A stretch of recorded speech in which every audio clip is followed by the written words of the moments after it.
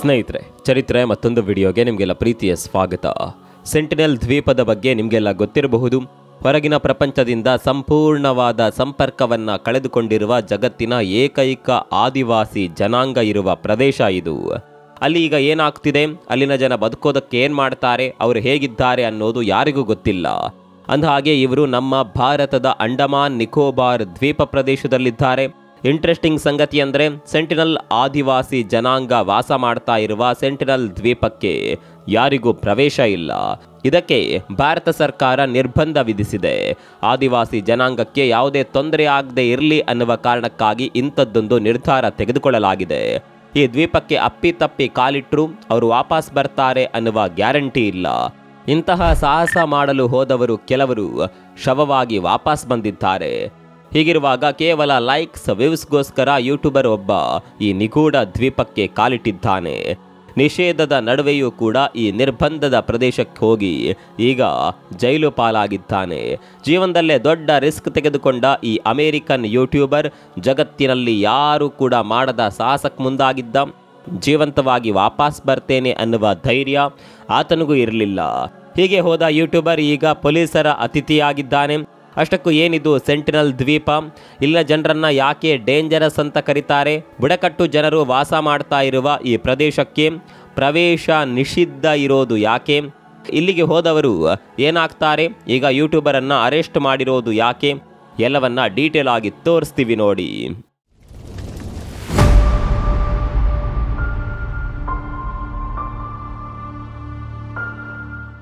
ಮನುಷ್ಯ ಪ್ರಕೃತಿಯಿಂದಲೇ ಸೃಷ್ಟಿಯಾದವನು, ಪ್ರಕೃತಿಯಲ್ಲೇ ಬದುಕು ಕಟ್ಟಿಕೊಂಡವನು, ಪ್ರಕೃತಿಯನ್ನ ಪ್ರೀತಿಸಿದವನು, ಪ್ರಕೃತಿಯನ್ನ ಆರಾಧಿಸಿದವನು. ಆದರೆ ಈಗ ಕಾಲ ಬದಲಾಗಿದೆ. ಈಗ ಏನಿದ್ರು ಮಾಡರ್ನ್ ದುನಿಯಾ. ಮನುಷ್ಯ ತನ್ನ ಸ್ವಾರ್ಥಕ್ಕೋಸ್ಕರ ಬದುಕುತ್ತಿದ್ದಾನೆ. ಇಂತಹ ಕಾಲಘಟ್ಟದಲ್ಲೂ ಈ ಜನರಿಗೆ ಮಾತ್ರ ಮಾಡರ್ನ್ ದುನಿಯಾ ಅಂದರೆ ಆಗೋದಿಲ್ಲ. ಅವರು ಹೊರಪ್ರಪಂಚದಿಂದ ದೂರ ಉಳಿಯೋದಕ್ಕೆ ಇಷ್ಟಪಡ್ತಾರೆ, ಪ್ರಕೃತಿಯ ಮಧ್ಯೆಯೇ ಬದುಕ್ತಾರೆ. ಅವರನ್ನು ನಾವೆಲ್ಲ ಆದಿವಾಸಿಗಳು ಅಥವಾ ಬುಡಕಟ್ಟು ಜನಾಂಗದವರು ಅಂತ ಕರಿತೇವೆ. ಮಾನವನ ಉಗಮದ ಸಂದರ್ಭದಲ್ಲಿ ಯಾವ ರೀತಿ ಮನುಷ್ಯ ಕಾಡಿನಲ್ಲಿ ಬದುಕುತ್ತಿದ್ದನು ಅದೇ ರೀತಿ ಅವರು ಇಂದೂ ಕೂಡ ಬದುಕುತ್ತಿದ್ದಾರೆ. ಒಂದ್ ಕಡೆ ಮನುಷ್ಯರು ಪ್ರಕೃತಿಯನ್ನ ನಾಶ ಮಾಡ್ತಾ ಇದ್ರೆ, ಈ ಆದಿವಾಸಿಗಳು ಕಾಡು ಮೇಡಿನಲ್ಲಿ ಬದುಕು ಸಾಗಿಸುತ್ತಿದ್ದಾರೆ. ಸಾವಿರಾರು ವರ್ಷಗಳ ಹಿಂದೆ ನಮ್ಮ ಪೂರ್ವಜರು ಹೇಗೆ ಜೀವನ ನಡೆಸ್ತಿದ್ರೋ ಹಾಗೆಯೇ ಜೀವನ ನಡೆಸ್ತಿದ್ದಾರೆ. ನಮಗೆಲ್ಲ ಇವತ್ತಿನ ಜನಾನೇ ಎಲ್ಲದರಲ್ಲೂ ಮುಂದಿರಬಹುದು ಅಂತ ಅನಿಸಿರಬಹುದು. ಆದರೆ ಈ ಆದಿವಾಸಿಗಳ ಮುಂದೆ ಒಮ್ಮೊಮ್ಮೆ ಅಮೆರಿಕಾದ ಸೇನೆ ಕೂಡ ಏನೇನೂ ಇಲ್ಲ. ಇಂಥದ್ದೇ ಒಂದು ಬುಡಕಟ್ಟು ಜನಾಂಗ ಭಾರತದ ವ್ಯಾಪ್ತಿಗೆ ಬರುವ ಸೆಂಟಿನಲ್ ಅನ್ನುವ ದ್ವೀಪದಲ್ಲಿದೆ. ಹೊರ ಪ್ರಪಂಚದ ಸಂಪರ್ಕವೇ ಇಲ್ಲದೆ ಇರೋದ್ರಿಂದ ಮಾಡರ್ನ್ ಮಾನವರ ಬಗ್ಗೆ ಇವರಿಗೆ ಏನೇನೂ ಗೊತ್ತಿಲ್ಲ. ಮಾಡರ್ನ್ ಮಾನವರನ್ನ ನೋಡಿದ್ರೆ ಯಾವುದೋ ಅನ್ಯಗ್ರಹ ಜೀವಿಗಳು ಅಂತ ಅವರು ಭಾವಿಸ್ತಾರೆ. ಹೀಗಾಗಿಯೇ ಒಂದು ಹೆಲಿಕಾಪ್ಟರ್ ಅಥವಾ ವಿಮಾನಗಳು ಇಲ್ಲಿ ಹಾರಾಟ ಮಾಡಿದ್ರೂ ಕೂಡ ಅದಕ್ಕೂ ಕೂಡ ವಿಷ ಬಾಣಗಳಿಂದ ಹೊಡಿತಾರೆ ಇಲ್ಲಿನ ಜನ. ಅಷ್ಟರ ಮಟ್ಟಿಗೆ ಅವರಿಗೆ ಹೊರ ಪ್ರಪಂಚದ ಬಗ್ಗೆ ಗೊತ್ತಿಲ್ಲ. ಇದೇ ಕಾರಣಕ್ಕೆ ಈ ಸೆಂಟಿನಲ್ ದ್ವೀಪ ಅಂದರೆ, ಅಲ್ಲಿನ ಬುಡಕಟ್ಟು ಜನರು ಅಂದರೆ ಒಂದು ರೀತಿ ಕುತೂಹಲದ ಕಣಜ. ಈಗ ಆಗಿರುವ ಕೇಸ್ ಬಗ್ಗೆ ಹೇಳೋದಕ್ಕಿಂತ ಮೊದಲು ಈ ಹಿಂದೆ 2018ರಲ್ಲಿ ನಡೆದ ಪ್ರಕರಣದ ಬಗ್ಗೆ ನಿಮಗೆ ಗೊತ್ತಿರಬೇಕು. 2018ರಲ್ಲಿ ಪಾದ್ರಿ ಒಬ್ಬ ಈ ದ್ವೀಪಕ್ಕೆ ಹೋಗಿ ಅಲ್ಲಿನ ಜನರನ್ನ ಮತಾಂತರ ಮಾಡೋದಕ್ಕೆ ಮುಂದಾಗಿದ್ದ. ಹೀಗೆ ಬುಡಕಟ್ಟು ಜನರನ್ನ ಮತಾಂತರ ಮಾಡೋದಕ್ಕೆ ಹೋಗಿದ್ದ ಈ ಪಾದ್ರಿ ಹೊರಬಂದಿದ್ದು ಮಾತ್ರ ಶವವಾಗಿ.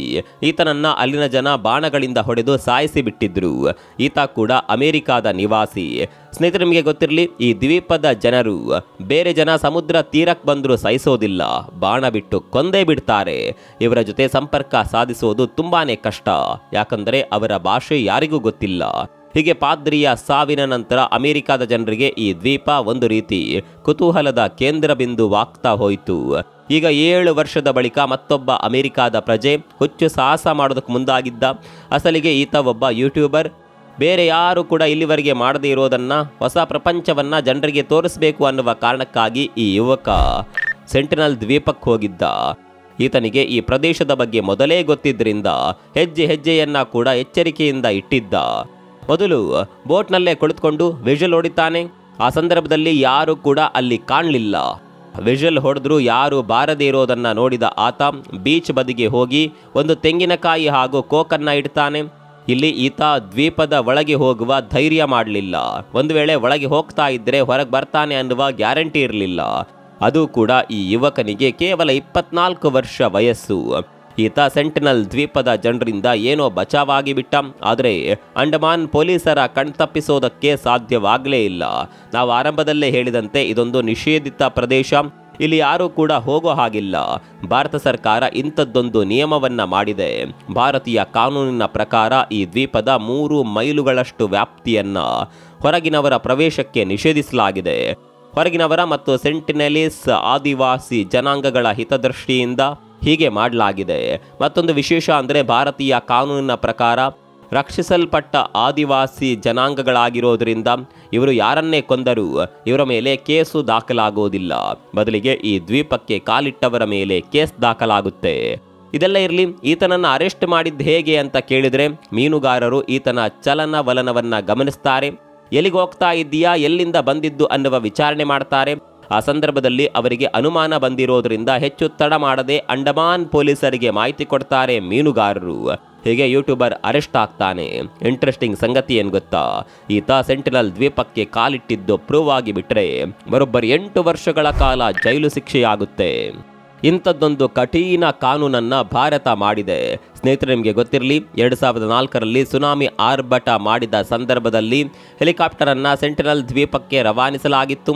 ಅಲ್ಲಿರುವ ಜನರಿಗೆ ಏನಾದರೂ ತೊಂದರೆಯಾಗಿದೆಯಾ ಅನ್ನುವ ಕಾರಣಕ್ಕಾಗಿ ಹೆಲಿಕಾಪ್ಟರ್ ರವಾನೆಯಾಗಿತ್ತು. ಆದರೆ ಈ ಹೆಲಿಕಾಪ್ಟರ್ಗಳನ್ನು ನೋಡ್ತಾ ಇದ್ದಂತೆ ಆ ದ್ವೀಪದಲ್ಲಿದ್ದ ಜನ ವಿಷಪೂರಿತ ಬಾಣಗಳಿಂದ ಅಟ್ಯಾಕ್ ಮಾಡೋದಕ್ಕೆ ಮುಂದಾಗ್ತಾರೆ. ಅವತ್ತೇ ಕೊನೆ. ಮುಂದೆಂದೂ ಕೂಡ ಭಾರತ ಸರ್ಕಾರದ ಯಾವುದೇ ಅಧಿಕಾರಿಗಳಾಗಲಿ ಜನಪ್ರತಿನಿಧಿಗಳಾಗಲಿ ಈ ದ್ವೀಪದ ಹತ್ತಿರಕ್ಕೆ ಹೋಗೋದೇ ಇಲ್ಲ. ಹಾಗಾದರೆ ಇಲ್ಲಿವರೆಗೆ ಈ ದ್ವೀಪಕ್ಕೆ ಯಾರೂ ಹೋಗಲಿಲ್ವಾ ಅಂತ ಕೇಳಿದರೆ ಹೋಗಿದ್ದಾರೆ. ಭಾರತದ 13 ಜನರ ತಂಡವೊಂದು ಈ ದ್ವೀಪಕ್ಕೆ ಮೊಟ್ಟ ಮೊದಲ ಬಾರಿಗೆ ಹೋಗಿತ್ತು. ಈ 13 ಜನರ ತಂಡದ ನೇತೃತ್ವ ವಹಿಸಿಕೊಂಡಿದ್ದು ಓರ್ವ ದಿಟ್ಟ ಮಹಿಳೆ. ಅವರ ಹೆಸರು ಡಾಕ್ಟರ್ ಮಧುಮಾಲಾ ಚಟ್ಟೋಪಾಧ್ಯಾಯ.